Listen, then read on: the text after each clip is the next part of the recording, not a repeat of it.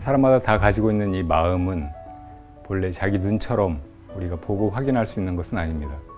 그러나 그 누구도 이 마음을 떠나서 살 수 없고, 심지어는 육신이 죽는다고 해도 마음은 따라서 죽는 것이 아닙니다. 이 마음을 가장 잘 비유할 수 있는 것은 바로 거울입니다. 거울은 그 앞에 좋은 것이 나타나든 나쁜 것이 나타나든 그것이 좋다 나쁘다 옳다 그르다 분별하지 않고 있는 그대로 그저 비추어냅니다. 우리가 부처님 경전을 공부하는 것은 바로 이 마음을 깨달으려고 하는 그런 마음 공부입니다. 부처님 법을 배우면서 이 마음에 비추어 보고 자기 마음을 잘 가다듬고 닦아나가고 그 존재를 또 깨닫고 하는 그런 내면으로 향하는 그런 여행이 되었으면 합니다. 이번 시간은 질문으로부터 시작하겠습니다. 저번 주에 어느 도반이 수행이 무엇이냐고 물었을 때 스님께서 행복하기라는 대답을 해주셨습니다. 듣고 나니 그렇게 쉬운 걸 몰랐구나. 스님께서 행복하라 그리고 다른 화두를 적어주신 적이 있는데 그 말씀이 다시 떠오릅니다. 하늘천 그 다음 글자를 쓸 줄 모르고 A, B 그 다음 글자 또 읽을 줄 몰라도 저 이제 행복해졌습니다.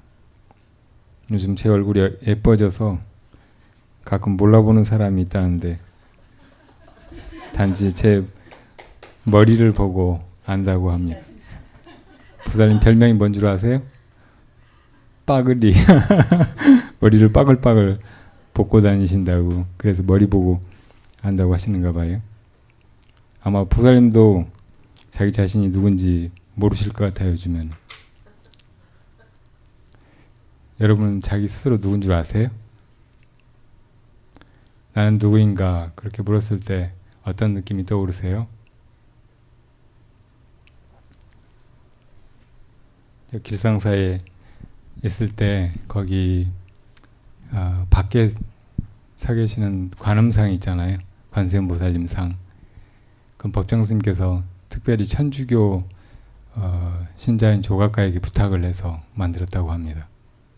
얼핏 보아서는 전통적인 관세음보살님의 모습이라기보다는 약간 그 성당의 마리아 수녀님 모습같이 보여요. 근데 그걸 두고 스님들끼리 농담하다가 그 어떤 스님이 나는 그런 불상 안 좋아한다고. 관세음보살님은 관세음보살님 같이 보여야지. 그게 뭐냐고. 그러니까 다른 스님이 그 관세음보살상 보고 있으면 속으로 뭐라고 자문하고 있는 것 같다고. 뭐라고요? 나는 누구인가?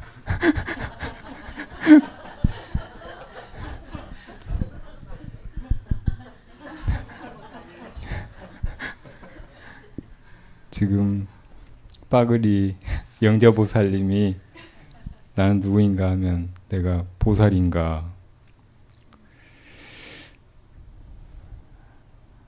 뭔가 잘 몰라도 그냥 행복하다는 느낌이 드시는가 봐요. 그게 좋아요. 그게 진짜 보살이에요. 뭐 하늘천 따지를 알아서 보살이고 A, B, C, D 읽을 줄 알아서 보살인 게 아니고 이 보살은 삶의 목적을 아는 사람이고 또 그 목적이란 다름 아니고 우리 모두가 다 함께 구경의 행복이 이루는 것이라는 것을 아는 사람이에요. 그리고 그 길로 힘써 나아가는 사람이죠. 삶의 궁극적인 목적을 깨달았기 때문에 그 길이 비록 험난하고 많은 장애가 있어도 어디에도 걸림없이 흔들림 없이 나아갑니다. 그야말로 무가해한 그런 보살행으로 그 어디에도 걸림없이 나아가는 거예요. 일체가 다 괴로움이고 더덥다는 것을 알았다고 해서 거기서 허무해하고 좌절하고 있는 것이 아니고 정말로 다 공하고 실다운 것이 아니기 때문에 그 어디에도 걸림없이 다시 괴로움 속에 처해 있는 이 세상의 중생을 건지기 위해서 여기 뛰어들어온 수행자가 보살이에요. 그리고 그 어디에도 걸림없이 대지혜로 모든 게 다 꿈길의 것임을 알고 사람들 마음속에 있는 그 꿈속의 괴로움을 건지는 자죠.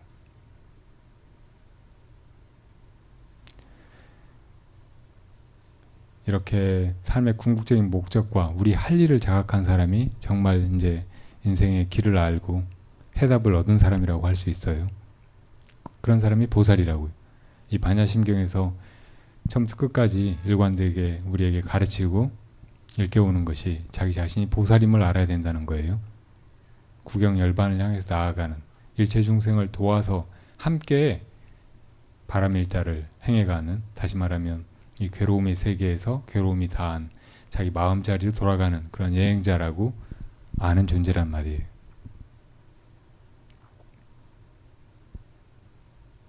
이 보살도를 실천해 나가는 그런 세월로 이 인생을 받아들이고 이 보살도를 행해가는 그런 수행의 도량으로 이 세상을 이해하고 그렇게 나아가야 합니다. 그 어디에도 걸릴 것이 없고 그 어느 순간에도 길을 잃을 것이 없어요. 이미 나하고 맺어진 인연, 지금 내가 선 자리, 여기서 시작하고 여기서 이제 걸림없이 행해가고 풀어나가면 되는 것입니다. 여기 강의 들으러 오신 분, 많은 분들이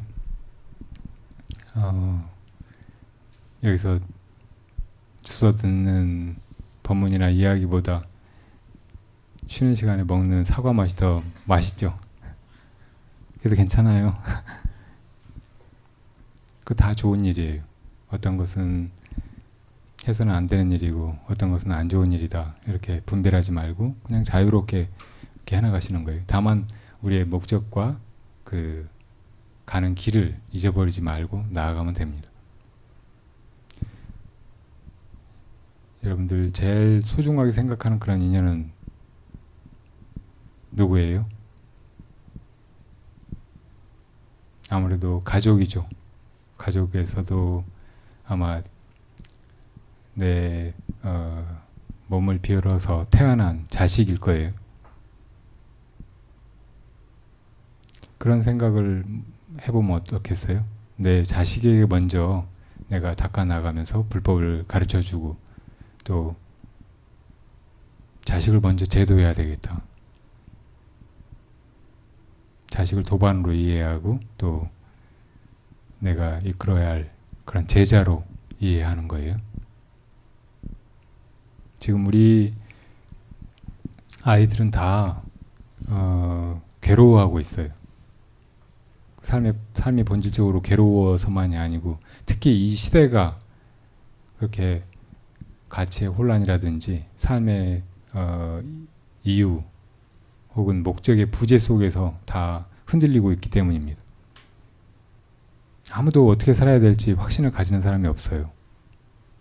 특히 아이들은 어른들을 보고 배우고 자라나는데 어른들 자신들이 다 어떻게 살아야 될지 모르고 무엇이 삶의 목적인지 모르기 때문에 그 어떤 어른도 신뢰할 수 없고 자기 역할 모델로 삼을 수 없고 무엇을 배울 만한 그런 건전하고 아름다운 그런 어른으로 받아들일 수가 없어요. 지금 한국은 세계에서 자살률이 제일 높은 나라예요. 특히 청소년들의 자살이 극도로 심하게 많아지고 있어요.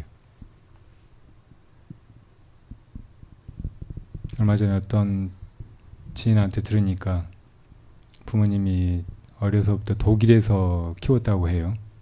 네,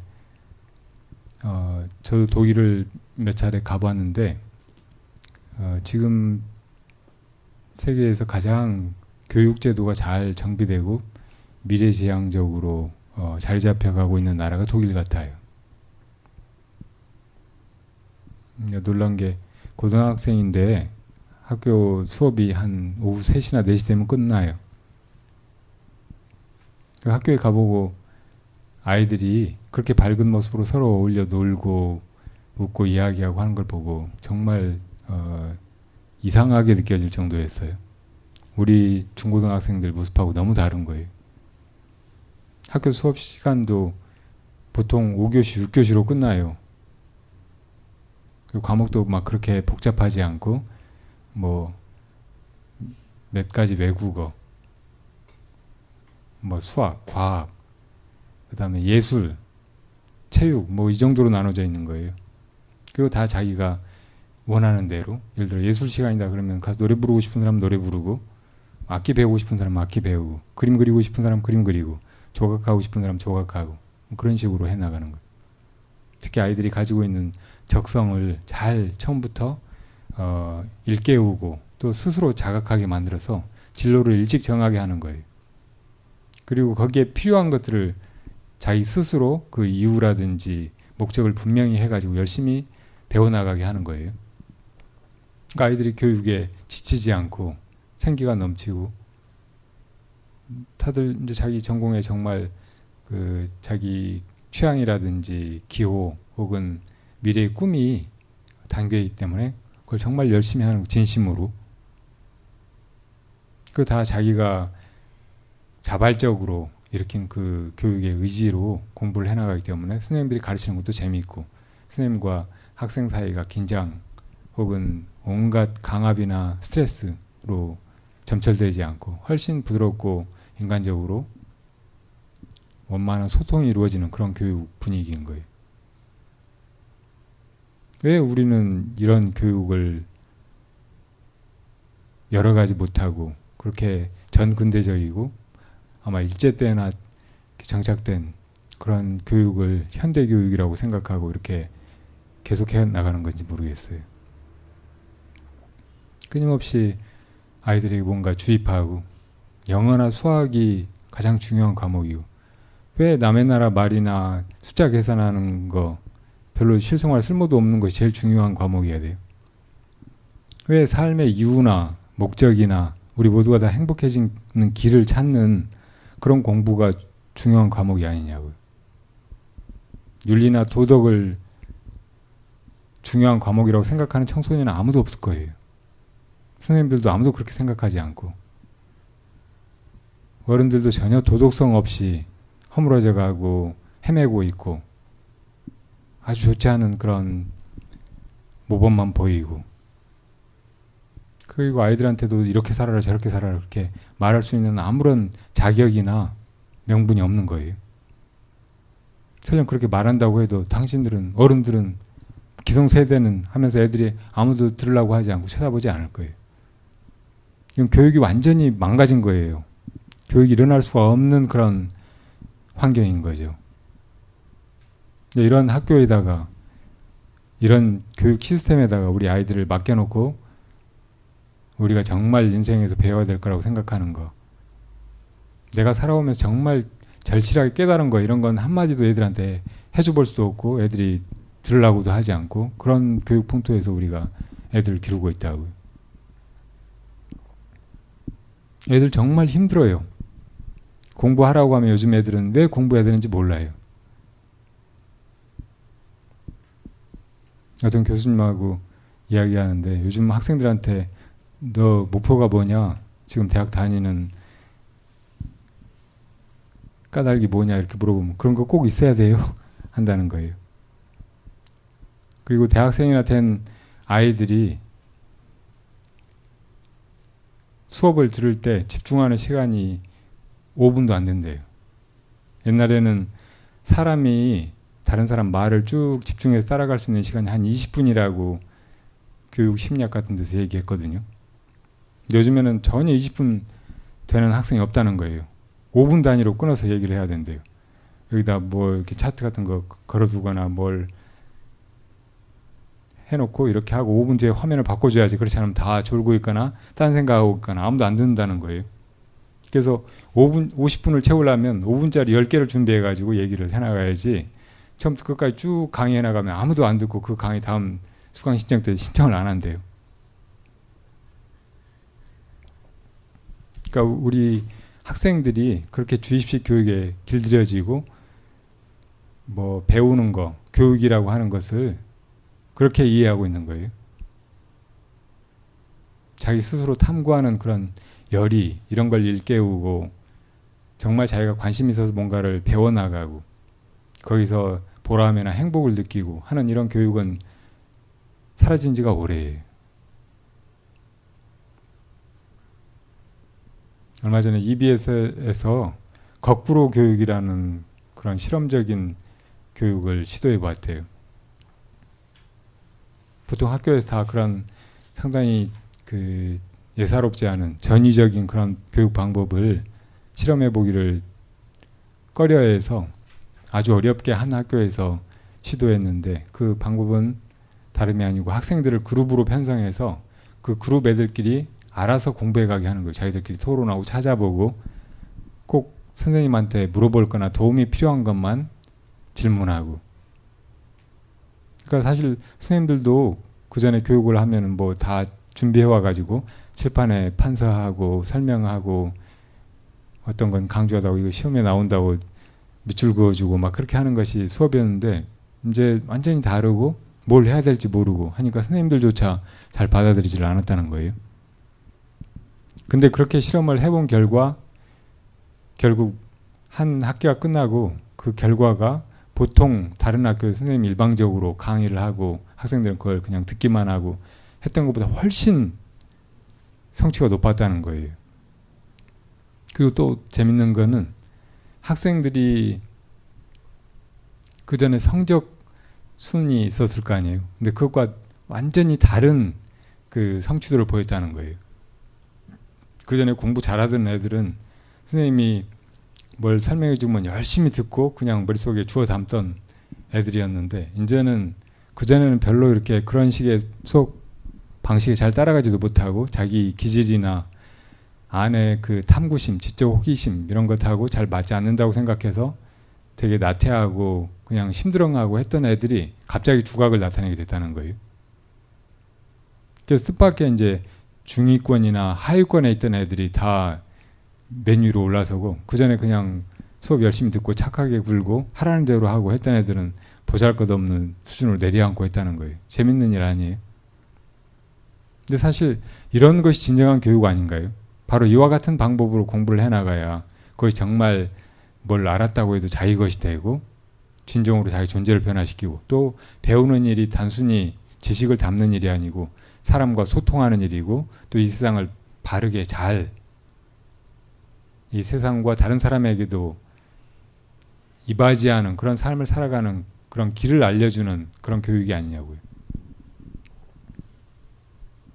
지금 서구에서는 벌써 이 전통적인 교육이 문제가 있다고 생각하고 다른 방식으로 전환하고 있어요. 그러니까 독일에서 이루어지고 있는 교육 그 개혁이라든지 실제 교육 현실이 그걸 보여주고 있고, 또 다른 데서 들은 바로는 하버드 대학원 과정 같은 데서 이런 식의 교육을 하고 있대요.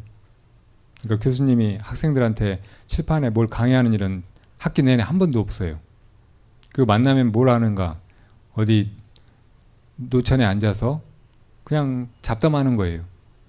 어떤 때는 카페에 앉아서 놀고 어디 여행 가고, 그러면서 이제 그 대화가 지금 학계의 동향이라든지 학생들이 궁금해하는 거, 또 앞으로 전망이 있어 보이는 그런 주제나 그 논제 같은 거를 이야기하는 거예요, 교수님이. 그걸 두고 학생들이 아, 이거 내가 한번 해봐야 되겠다, 이건 참 궁금하구나 하고 이제 스스로 공부해 나간다는 거예요. 심지어는 교수님이 멋져 보인다든지 뭐 한마디 말을 했는데 그 말이 탁 자기 가슴에 와 박힌다든지 이걸로 충분하다고 학생들이 생각한다는 거예요. 사실 하버드 대학원에 온 학생들 같은 뭘 몰라서 배우려고 온 애들은 아니잖아요. 그러니까 교수님도 전혀 부담이 없고 아주 행복하게 제자들을 만나고 같이 교감하고, 그 학생들은 거기서 정말 교수님을 부러워하고 존경하고 하는 마음으로 거기서 정말 자기가 얻어야 될 것을 얻는다는 거예요. 실제로 그 결과도 그냥 일방적으로 교수가 학생들한테 강의하고 뭐 이런 논문 써봐라, 참고문헌은 뭐 이런 것들이다 이렇게 해가지고 나온 결과들보다 훨씬 뛰어나다는 거예요. 근데 바로 이런 교육 방법의 전환을 어디서 모티브를 얻었는가? 동양의 교육, 특히 선가의 교육에서 그걸 얻었다는 거예요. 선문에 제자가 들어오면 처음에 뭘 가르쳐줘요? 나무에 오고 밥하고 청소하고 차다려오고 그런 거 가르쳐 주잖아요. 근데 그런 걸 보면서 아, 우리 스승이 이런 분이로구나. 나도 스승처럼 되고 싶다. 그렇게 느끼고 자발적으로 자기 존재가 변해가는 거예요. 업이 높고 스승과 같이 살면서 스승과 조금씩 조금씩 비슷해져 가는, 닮아져 가는 거예요. 스승의 마음이 자기 마음이 되는 거예요. 근데 우리는 이런 건 정말 캐캐묵은 교육 방식이고 이런 방식을 고수하고 있어서는 서양의 과학기술에 뒤지고 인재 양성을 할 수가 없다고 잘못 알고 있는 거예요.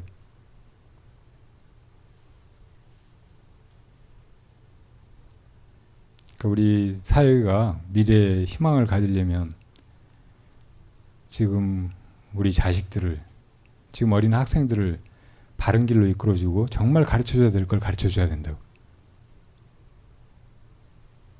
영어 외국 사람들처럼 잘하고 그거 나중에 가면 아무 소용이 없을 거예요. 뭐 통역하는 기회가 나와요. 나는 한국말로 얘기하는데 저 사람은 러시아말로 얘기하는데 서로 그냥 다 소통이 되고 그럼 무슨 통역자가 필요해요. 벌써 그렇게 되고 있잖아요. 제일 인기 있는 학과들 무슨 법대나 의대나 막 그런데 점점 이제 가봐야 힘들기만 하고 뻔해요. 법조인들이 어떻게 사는지, 의사들이 어떻게 사는지 애들이 모를 것 같아요.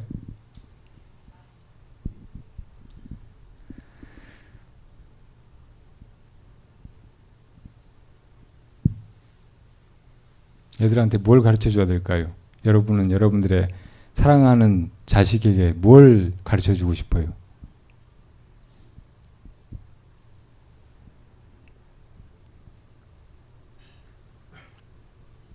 먼저 인생의 목적이 무엇인지 가르쳐 줘야 돼요. 왜 우리가 살고 있는지.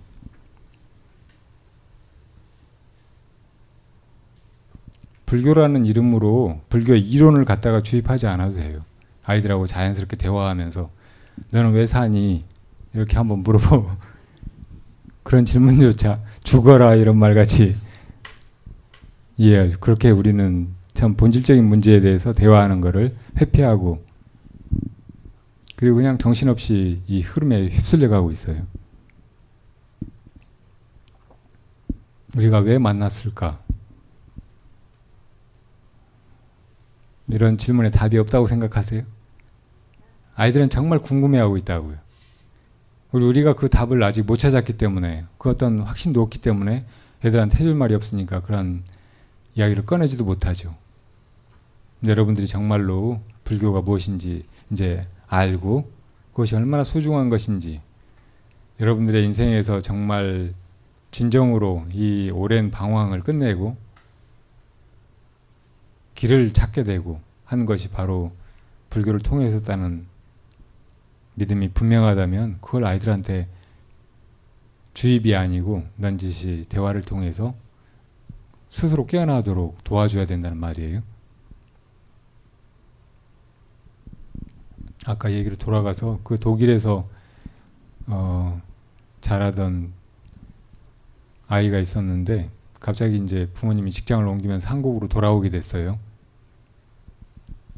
근데 아이가 한국 학교에 너무 적응을 못하는 거예요. 너무 괴로워하고 스트레스 받고 왕따 당하고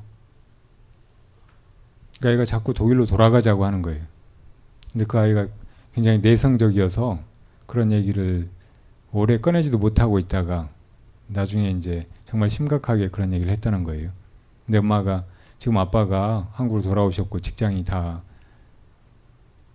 이쪽으로 옮겨왔으니까 이제 독일로는 너 혼자 갈 수 없다고 그랬대요. 근데 그 다음날 내가 자살해버렸어요. 그 전에는 그냥 전혀 그런 내색도 못하고 표현도 안 하고 엄마도 그렇게 그냥 그거 하나 거절하는 것으로 애가 그런 극단적인 선택을 하리라고 생각을 못했겠죠. 근데 아이들은 사실 그렇게 예민하고 그렇게 어찌 보면 단순하고 순수해요. 그러니까 그 아이들한테 희망이 없다는 거, 인생에서 길을 찾지 못하고 있다는 거, 목표가 없다는 거, 이것이 얼마나 큰 혼란이고 불안하고 괴로운 일일지 우리는 잘 모른다고요. 사실 지금 어른들이 아이들 심리를 안다고 생각하는 건 완전히 착각이에요. 우리가 살아온 시대하고 지금 이 현대 사회의 흐름하고 너무 다르거든요. 현대 사회의 흐름이 몇만 년, 몇십만 년 동안 인간이 거의 이렇게 살아왔다면 지금 100년 사이에 이렇게 올라가고 있잖아요. 이렇게 많은 변화들이 불과 100년 사이에 한두 세대 사이에 다 일어나고 있는데 이 세대에 속한 사람들하고 지금 이 세대에 속한 사람하고 어떻게 의식 구조라든지 사고방식이라든지 행동의 패턴이 같으리라고 생각할 수 있겠어요. 완전히 다르다고. 그러니까 다르다는 걸 먼저 잘 인식을 해야 돼요. 그래서 어른들 방식으로 그냥 자기 생각대로 막 그렇게 이야기하고 그렇게 강요하고 해가지고는 소통부터 안 된다고. 아이들이 정말 안에 도저히 혼자 어떻게 해볼 수 없는 그런 고충이나 괴로움이 있다고 해도 그걸 알지조차 못해요.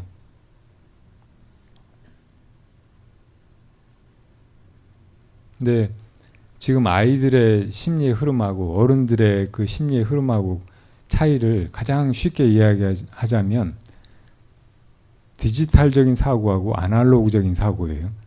우리는 다 그래도 옛날 시골 혹은 전 근대적인 보다 자연 친화적인 그런 생활 분위기에 성장했고 그리고 뭐든지 조금씩 조금씩 쌓여가고 조금씩 변화해가고 하나둘씩 해가야 되고 그런다는 것을 어려서 몸으로 배워온 세대들이라고.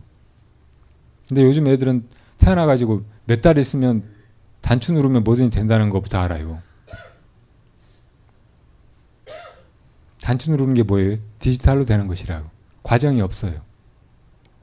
이거 아니면 저것이에요.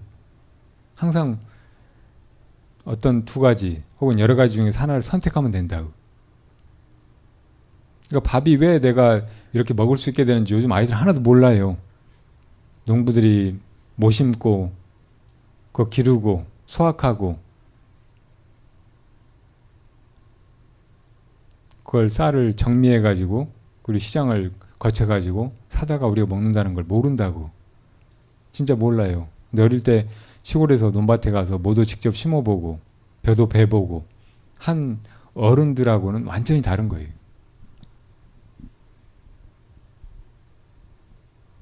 그러니까 누가 먹을 게 없어서 굶어 죽었다고 하면은 요즘 애들은 왜 슈퍼 가면 사 먹을 수 있는데 왜 죽었냐고 하잖아요. 밥이 없어서 죽었다고 하면 그럼 라면 끓여 먹으면 되지 왜 그러냐고 한다고.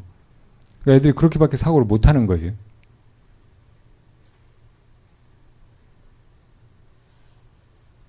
그러니까 쉽게 자살도 하는 거예요. 어른들은 어려서부터 뭔가 참고 해나가면은 그 끝에 결국은 좋아지고 그렇게 노력해 나가면 오히려 그 고생을 다 상쇄시키고도 남는 그런 행복이나 결과를 얻게 된다는 걸 배워왔잖아요. 근데 요즘 애들은 그럴 기회가 없었어요. 엄마한테 사달라고 졸르면 되고 시장에 가서 사면 되고 버튼 누르면 된다고 이렇게 하루에 수백 번, 수천 번, 수만 번씩 그렇게 훈련하면서 살아왔다고. 그런 뇌를 가지고 있는 애들이 어른들하고 어떻게 같을 수 있겠어요. 그러니까 사는 게 지겹고 어떤 문제가 안 풀리고 그러면 그거 그냥 떠나버리면 되는 거예요.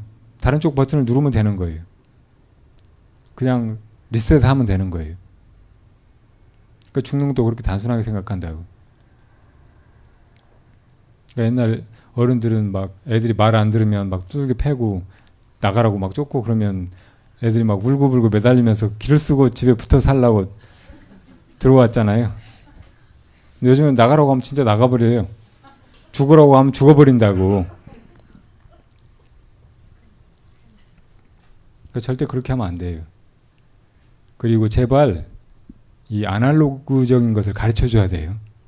삶의 목적을 분명하게 인식한 다음에는 뭐든지 하나씩 하나씩 쌓아나가는 것이 인생이고 조금씩 조금씩 이렇게 변화되어 나가는 것이 우리가 삶을 살아가는 보람이고 그렇게 해야 세상 일이 이루어져 간다는 것을 가르쳐 줘야 된다고요. 그래서 될 수 있으면 어린 아이들한테 고생해서 뭔가를 해보도록 하는 것이 중요해요. 사람들 속에서든 자연 속에서든 일 같은 것도 시켜버릇해야 된다고요. 내가 다 해줄 테니까 너는 공부만 잘해가지고 나중에 뭐가 되라고. 이건 진짜 애들을 버리는 길이에요. 아이들한테 일하는 걸 정말 가르쳐 줘야 된다고요. 예전에 저는 암자에 지낼 때 고등학교를 막 졸업하고 출간 어떤 행자님을 데리고 있게 됐어요. 서울 출신이고 머리는 잘 돌아가는 것 같은데 뭐 세상 이치라든지 자연의 섭리라든지 이런 건 아무것도 몰라요. 어느 날 갑자기 나와보세요. 산불 난 것 같아요. 그래서 나가봤어요. 어디 그랬더니 저 가리키는데 보니까 안개가 피어 올라오는데 저 연기를 산불 나서 연기 난다고 끌어가야 되는 거 아니냐고 하는 거.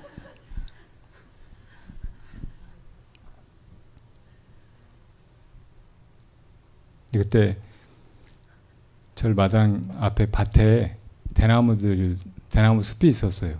근데 그 대나무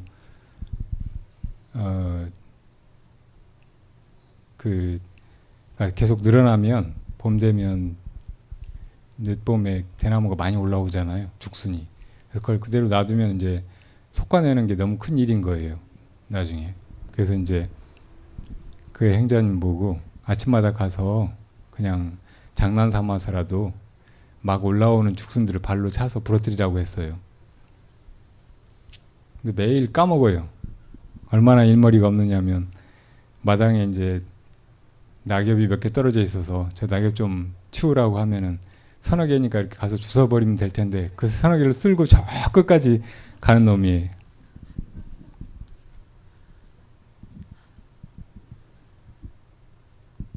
그러니까 이제 매일 가서 대나무 부러뜨리라고. 오늘 했니? 이렇게 하면 이제 겨우 하고 그랬거든요. 근데 한 달쯤 지났는데 이제 걔가 빠뜨린 대나무들이 쭉 자라 올라와 가지고 창같이 하늘을 찌르고 있는 거예요. 근데 대나무가 굉장히 빨리 자라잖아요. 하루에도 막 몇십 센치씩 자라요.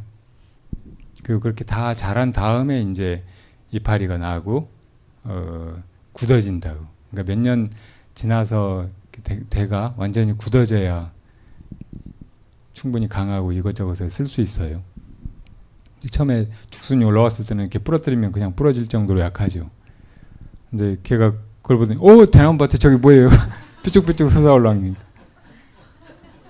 그거 네가 아침에 빠뜨린 거잖아. 그랬더니 저게 죽순이에요? 죽순이 대나무 되는 거예요? 아침마다 이걸 차면서 왜 이걸 내가 이렇게 매일 차서 부러뜨려야 되나 하고 고민했다는 거예요.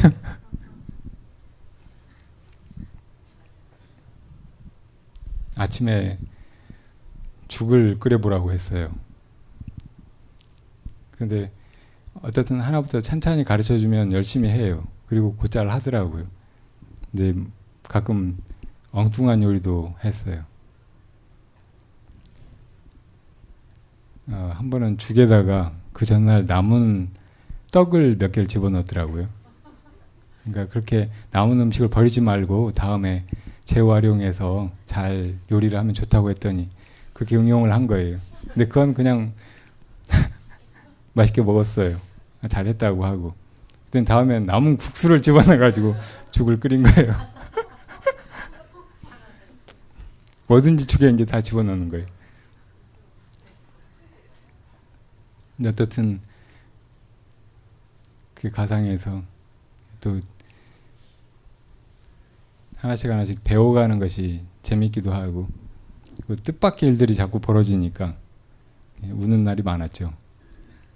근데 어느 날은 아침에 밥 먹으러 나갔더니 오늘 죽을 못 끓였다는 거예요. 왜 그랬더니 정전이래요. 그래서 냉장고 문을 이렇게 열어봤더니 불이 들어오는 거예요.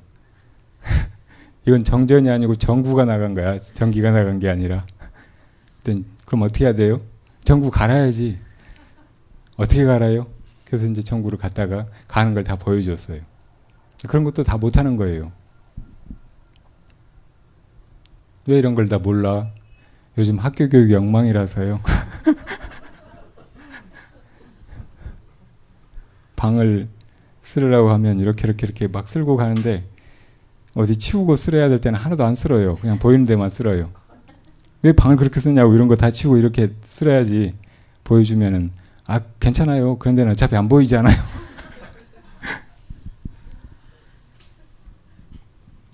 근데 며칠 지나가지고 또 갔더니 이번에도 죽을 안 썼더라고요. 이번엔 진짜 정전이에요. 정말 보니까 그렇더라고요. 그런데 왜 정전이 되면 죽을 못 써? 그랬더니 물이 안 나와서 그런데요. 물이 왜 안 나와? 전기가 나갔으니까요. 그럼 어떻게 해야 돼? 한전에 연락해야죠. 근데 그 물은 사실은 그 바로 밑에 있는 우물에서 모터로 끌어올려서 쓰는 거였거든요. 그러니까 우물에 가가지고 물을 한 바가지 떠오면 죽을 쓸 수 있는 거예요. 근데 그 과정을 모르는 거예요. 지금 전기가 나갔으니까 밥은 안 되는 거예요. 디지털로 안 돼요. 그래서 이제 우물에 가서 물을 떠오면 된다는 거를 가르쳐 주려고. 왜 전기가 나가면 물이 안 나와? 모터가 안 돌아가니까 그러죠. 모터는 물을 어디서 끌어와? 우물에서 끌어오죠. 그럼 어떻게 해야 돼? 한전에 연락해야죠.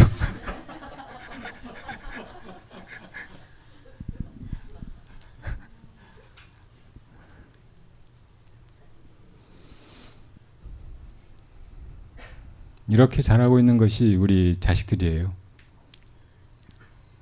우리가 이렇게 아이들을 키우고 있다고요. 그러니까 배가 물에 빠지면 나오지 말라고 하면 안 나오는 거예요. 물에 빠져서 잠겨들면 어떻게든 나와야 살아난다는 걸 왜 그런 생각을 못 할까요?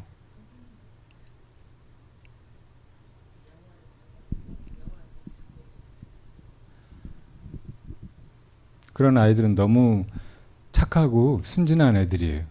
어른들이 잘못 가르친 거예요. 정말 가르쳐줘야 될 것을 안 가르쳐 주는 거죠.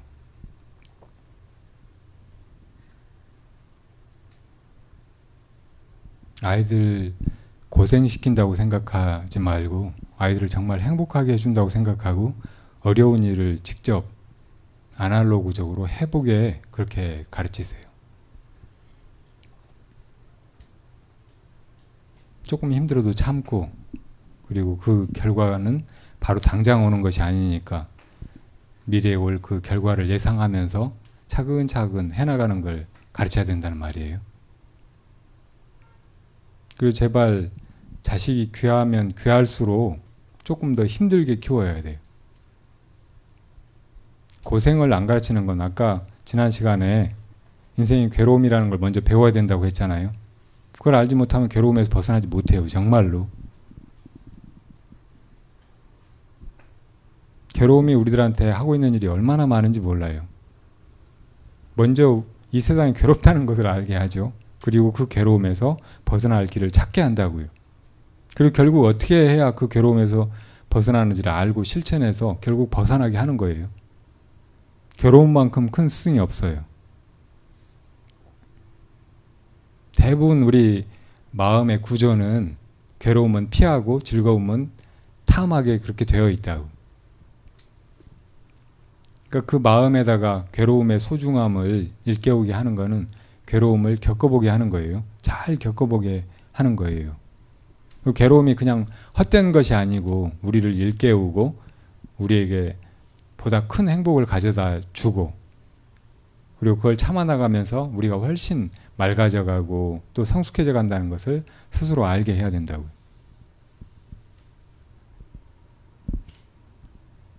뭐 유명한 옛날 그 금지곡 가운데 감옥에서 나온 사람이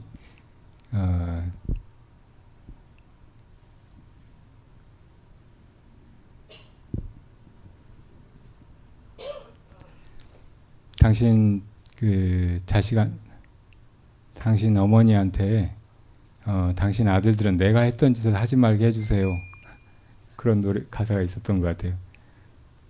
Tell your mother what not to do what I have done.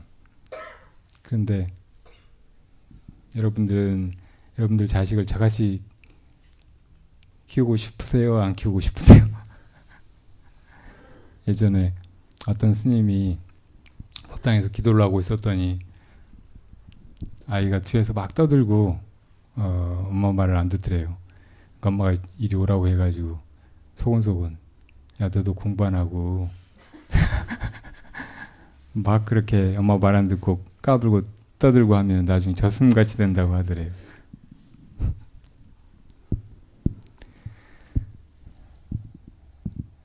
고생을 다 하긴 마찬가지예요.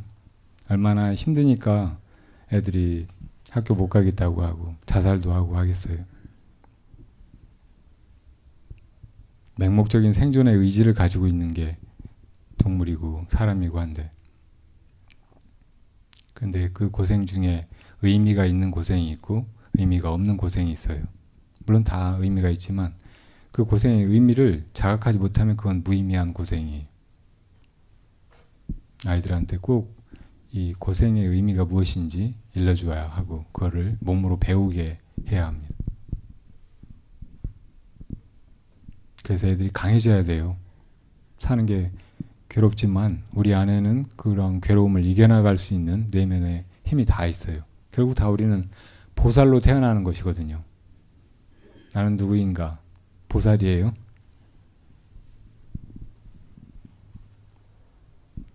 자기가 몰라서 그렇지 자기 안에는 이 인생길에 어떤 고난이나 역경도 헤쳐나갈 수 있는 그 힘이, 그만한 힘은 다 갖춰져 있습니다. 다 겪고 이겨낼 수 있는 그런 고통만 우리 인생에 주어지는 거예요. 이길 수 없는 고통은 없어요.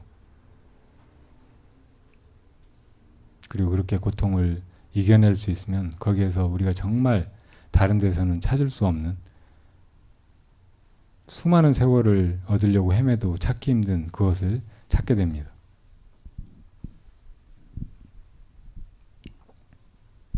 부처님 가르침처럼 이 인생의 괴로움을 모르고 100년을 사는 것보다 괴로움을 알고 하루를 사는 것이 더 나아요.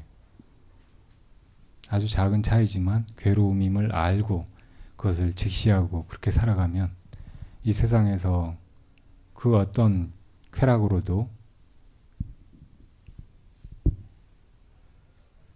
비교할 수 없는 그런 큰 즐거움을 자기 안에서 얻게 된단 말이에요.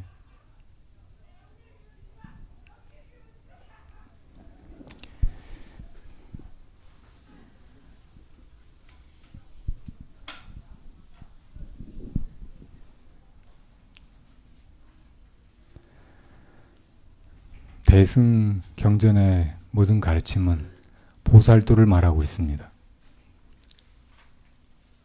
보살도란 우리 삶의 목적이 존재하는 모든 생명들이 결국 지향하는 것이 진정한 행복, 부처님의 구경열반을 향해서 나아간다는 것이에요.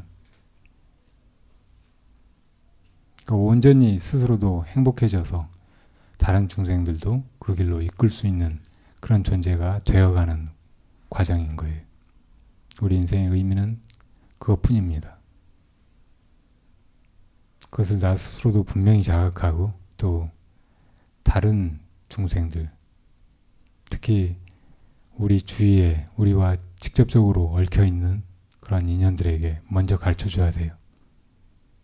그러지 않고서 이 인생의 문제를, 우리 관계의 사슬을 우리 어리석은 소견으로 풀려고 해서는 답이 없고 결국은 서로 상처만 남기고 헤어지거나 떠나가게 됩니다.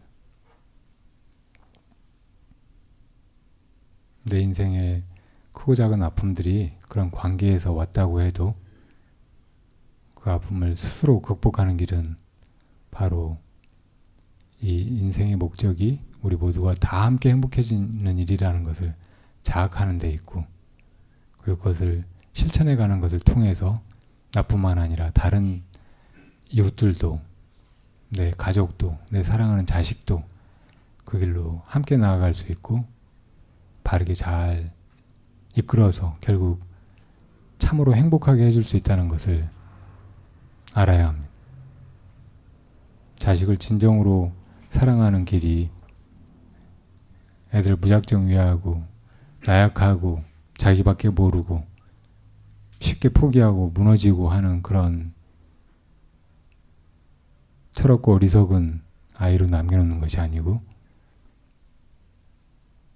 인생의 큰 목적에 눈뜨고 다른 사람을 위해서 혹은 자신의 진실한 행복을 위해서 작은 것도 해나갈 수 있고 참고 견디면서 바르게 하루하루 순간순간을 살아가는 데 있다는 것을 가르쳐줘야 합니다. 이것이 우리 모두가 다 행복해지는 길이고 우리가 사랑하는 후손들에게 남겨줘야 될 것이고 그것을 내가 닦아나가면서 이끌어줄 수 있다면 그것이 그대로 보살도입니다. 자, 우리가 이렇게 만나게 된 인연에 감사하고 모두가 다 그 길에서 조금 더 먼저 나간 사람이 뒤 사람을 챙기고 이끌어주고 그리고 따라갈 때는 깊은 믿음으로 나의 모든